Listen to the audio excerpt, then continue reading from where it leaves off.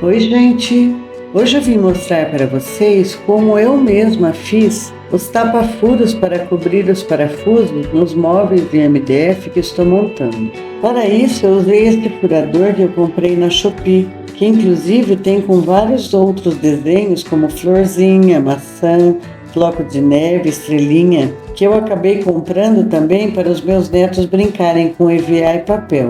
E eles adoraram. E tem também de outros desenhos e tamanhos. Inclusive, vou deixar na descrição do vídeo o link desse furador e também dos outros produtos usados aqui, caso vocês queiram adquirir também.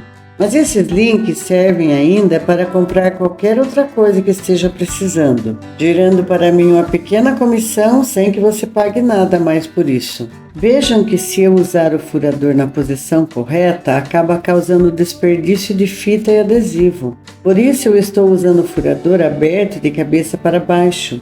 Isso me permite enxergar onde a fita já está cortada, assim eu consigo posicionar o furador bem próximo ao furo anterior. Esta fita de borda que eu estou cortando já está com o adesivo Color-Ficou que eu já tinha aplicado em outra ocasião.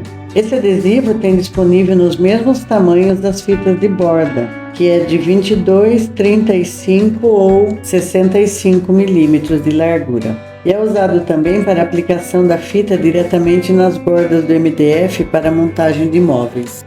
Depois de cortar os tapa-furos suficientes, eu vou aplicar no móvel.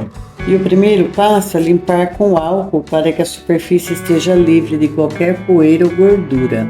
Vocês devem estar estranhando a quantidade enorme de furos. Mas é que eu fixei uma placa de MDF embaixo deste armário com fitas de LED embutidas. E tive que afixar sem cola, apenas com parafusos para o caso de precisar retirar para manutenção ou troca dos LEDs. Para retirar a proteção do adesivo e aplicar nos furos, eu comecei fazendo isso apenas com as unhas e o trabalho não estava rendendo de forma alguma. Até que quase no final do trabalho eu tive a feliz ideia de usar uma faquinha, o que facilitou demais o serviço. Depois de tudo pronto, forrei a prateleira com uma telinha antiderrapante que, além de proteger e esconder os tapa-furos, ainda vai proteger a própria prateleira e os objetos que estarão ali. Inscreva-se no canal, clique no sininho das notificações, curta, compartilhe para que este vídeo chegue a mais pessoas e deixe nos comentários a cidade de onde você me assiste.